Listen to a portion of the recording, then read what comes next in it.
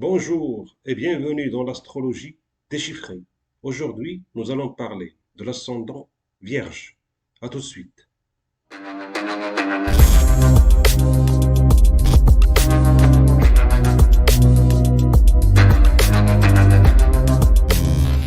L'ascendant est le signe qui se lève à l'est au moment de votre naissance. Et ici, nous avons l'ascendant Vierge.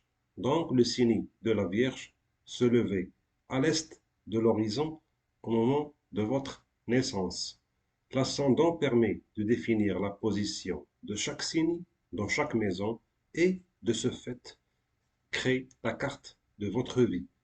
Ça permet de dire comment sera votre vie de famille, vos économies et vos gains, le type de travail idéal pour vous, votre chance, etc. L'ascendant est la première maison, celle de votre corps physique et de votre caractère et de votre apparence physique et vestimentaire. L'ascendant est aussi le masque que nous mettons pour affronter le monde extérieur. C'est comment les gens nous voient de l'extérieur et c'est la première impression qu'ils ont de nous avant de parler. L'ascendant représente aussi notre caractère. Le signe de la Vierge est un signe mutable de terre. Signe mutable signifie qu'il s'adapte rapidement à la situation suivante et signe de terre signifie qu'il est orienté vers le côté matériel et tangible de la vie et qu'il est plus rationnel et pragmatique. Le signe Vierge est gouverné par Mercure, la planète de l'intellect, de l'analyse et de la communication. Le symbole de la Vierge est représenté par une femme vierge qui est sur une barque et qui s'approche au bord de la rive en tenant dans ses mains du blé et des médicaments. La Vierge représente la santé et guérir les gens et aussi les maladies et guérir les maladies.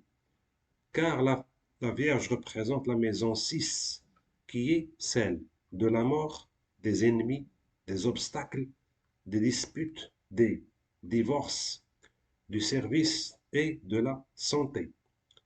Le signe de la Vierge représente la compréhension des tendances et analyse de l'information et être bon en finance et avec les chiffres. Et se connecter aux gens et faire du réseautage. Toutes les qualités de Mercure sont retrouvées dans le signe Vierge. La Vierge aime planifier et étudier les différentes alternatives avant de prendre une décision.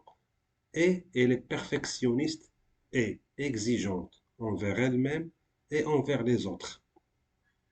La Vierge est aussi sélective et elle cherche toujours le meilleur. Les signes qui sont gouvernés par Mercure, c'est-à-dire Vierge et Gémeaux, ont les cinq sens très développés. Mais la différence entre Gémeaux et Vierge est que Gémeaux est intellectuel et mental et il n'aime pas trop utiliser ou bien étudier ses sens. Alors que la Vierge, elle aime utiliser ses sens et profiter de ses sens. La Vierge est orientée hygiène et santé et elle aime la propreté, l'ordre et un style de vie sain. L'ascendant Vierge fait très attention à son corps et il le surveille minutieusement. Et si jamais il prend un peu de poids, par exemple, il va tout faire pour redevenir mince. L'ascendant Vierge a une personnalité calculatrice et il se critique souvent et il se dit qu'il peut toujours mieux faire. C'est-à-dire qu'il peut faire un travail de manière correcte, mais pour lui, le travail n'est jamais assez bien fait et il va essayer de le perfectionner. L'ascendant Vierge est orienté détail et il analyse tout et il a la capacité de concrétiser et de mettre en pratique ses idées. L'ascendant vierge doit avoir tout bien rangé et bien organisé, car il n'aime pas le désordre. L'ascendant vierge est très intelligent et il analyse constamment les choses. Et il a la capacité d'étudier les choses de manière détaillée et d'aller jusqu'au bout des sujets et d'approfondir ses idées. Là, on va passer sur mon PC pour ajuster les signes dans les maisons en appliquant le signe Vierge en maison 1. Quand vous avez l'ascendant Vierge, vous avez le signe de la Vierge en maison 1 et vous avez le signe de la Balance en maison 2. Quand vous avez le signe de la Balance en maison 2, la maison 2 c'est la maison de notre famille et de notre speech et de notre voix et de notre discours. La Balance est un signe qui aime l'équilibre et qui représente l'harmonie et c'est un signe qui est diplomate. Donc la personne qui a la Balance en maison 2, elle va avoir un discours qui est équilibré et harmonieux et elle ne sera pas euh, sévère dans, ou bien négative dans son discours. Son discours sera toujours équilibré et diplomate. Ça veut dire aussi que cette personne qui a la balance en maison 2, elle va essayer d'équilibrer ses relations euh, au sein de sa famille et elle va veiller à ce que le milieu, c'est-à-dire dans lequel elle vit, c'est-à-dire chez elle et avec sa famille, elle va veiller que tout soit équilibré et harmonieux. Dans la maison 3, nous avons l'énergie du scorpion. Donc, le scorpion, la maison 3, ça représente notre environnement proche et aussi nos frères et sœurs plus jeunes et notre communication. Donc, nous avons le scorpion en maison 3. Ça veut dire que cette personne, elle sera compétitive avec ses frères et sœurs. Et ça veut dire aussi qu'elle aura une relation extrême avec eux, avec ses frères et sœurs. C'est-à-dire, soit elle aura une très bonne relation avec ses frères et sœurs, soit elle ne sera pas bonne et ils ne se parleront pas. Donc, c'est toujours les extrêmes avec le scorpion. Et ça veut dire aussi que quand les frères et sœurs de cette personne auront besoin d'elle, cette personne, elle sera là et elle va s'investir pour les aider. En maison 4, nous avons l'énergie du Sagittaire. La maison 4, ça représente le chez-soi, le domicile. C'est aussi la mère et la relation avec la mère. Donc, quand nous avons le Sagittaire qui est philosophique dans la maison 4, ça veut dire que la mère de cette personne, elle est philosophique et elle est sage. Et elle parle de savoir supérieur et de spiritualité et de sagesse. Ça veut dire aussi que la mère de cette personne a enseigné à cette personne la sagesse et le savoir supérieur et comment être juste. Et cette personne, elle a profité du savoir et de la sagesse de sa mère. Le Sagittaire en maison 4, ça veut dire aussi que la personne, elle peut étudier chez elle. Parce que le Sagittaire, ça représente les études supérieures, l'apprentissage, l'enseignement. Donc, ça veut dire que cette personne, quand elle se retrouve chez elle, elle peut étudier des sujets liés au savoir supérieur et à la spiritualité et ce type de domaine. Dans la maison 5, nous avons l'énergie du Capricorne. Donc, la maison 5, c'est la maison de la créativité et des enfants. Donc, quand nous avons le Capricorne ici, ça veut dire que cette personne, elle sera stricte dans l'éducation de ses enfants. Et ses enfants, ils seront disciplinés. Dans la maison 6, nous avons l'énergie du Verseau. Donc ici, ça peut vouloir dire deux choses. La première, c'est que cette personne, la maison 6, ça représente la routine, le travail routinier et notre routine quotidienne.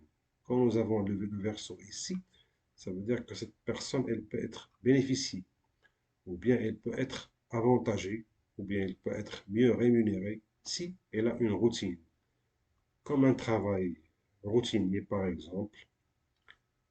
Et ça veut dire aussi que cette personne, puisqu'elle a le verso en maison 6, ça veut dire qu'elle peut avoir un travail qui est, euh, ça veut dire qu'elle peut avoir des changements dans sa routine. C'est-à-dire qu'elle peut changer de travail souvent, par exemple, ou bien qu'elle peut avoir des fluctuations dans, dans sa routine. Dans la maison 7, nous avons l'énergie du poisson. Donc la maison 7, c'est celle du partenaire. Donc ici, ça veut dire que la partenaire de cette personne, elle sera émotionnelle et elle sera aussi un peu, elle aura un haut niveau. C'est-à-dire qu'elle aura fait des études supérieures et elle sera d'un niveau culturel et intellectuel et académique élevé.